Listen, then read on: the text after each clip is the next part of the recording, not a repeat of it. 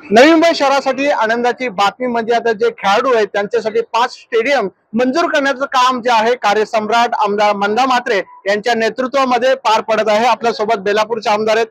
कार्यसम्राट पदवी नवी मुंबईकर देत आहेत, 5 स्टेडियम आता उभा होत आहेत, कसं पाहताय या गोष्टीला? गेले 4 वर्ष झाली मी मागे लागली होती, पाठपुरावा करत होती, जागेची पाहणी चालू होती। शेवटी पालिकेच्या सगळ्या अधिकाऱ्यांनी उशिरा का होईना पण हे 5 स्टेडियम आणि नवीन बेलापूरला होते, सीबीडीला, नेरूळ, चांदपाडा आणि वाची 5 ठिकाणी। आणि मुलं जी तयार व्हायचे आपले खेळाडू, आपण म्हणतो ऑलिम्पिक मध्ये आमचा मुलगा गेला पाहिजे, कसे जाणार? त्यांना प्रॅक्टिस करायला तर जागा पाहिजे ना।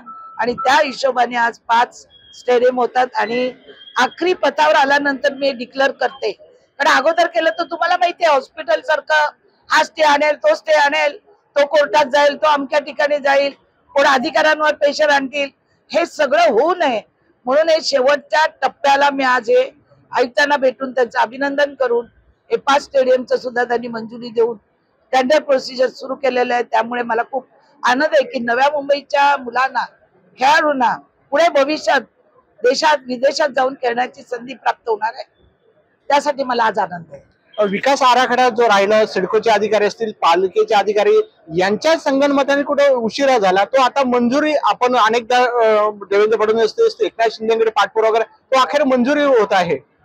कालच विकास आराखडा नवी मुंबईचा गेले अनेक वर्ष राजकारणामुळे, अधिकाऱ्यांमुळे जो अडकून पडला होता, त्याला आज त्याचा श्वास काल मोकळा झालेला आहे।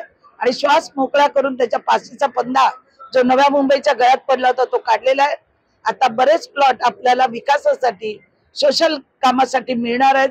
आणि त्याचा आनंद पहिला म्हणजे आमचं हॉस्पिटल आणि मेडिकल कॉलेज होणार आहे, बटरफ्लाय गार्डन होणार आहे, 5 स्टेडियम होणार आहे, बेलापूरचा विकास होणार आहे, अनेक गावांचा विकास होणार आहे। आणि त्यासाठी आज आम्हाला आनंद आहे की या विकास आराखड्याला वेळ लागला आणि सातत्याने गेले 6 महिने मी प्रत्येक कॅबिनेट मीटिंगला जाऊन अधिकारी असतील, मुख्यमंत्री, उपमुख्यमंत्री असतील, मग हा कमी आहे, ते कमी आहे, मग हा कोर्टात, मग तो कोर्टात, हे सगळं आता गेलेलं आहे। आणि विरोध करणाऱ्यांच्या तोंडात चांगली चपकार मारली गेलेली आहे आणि हा विकास आराखडा मंजूर झालेला आहे।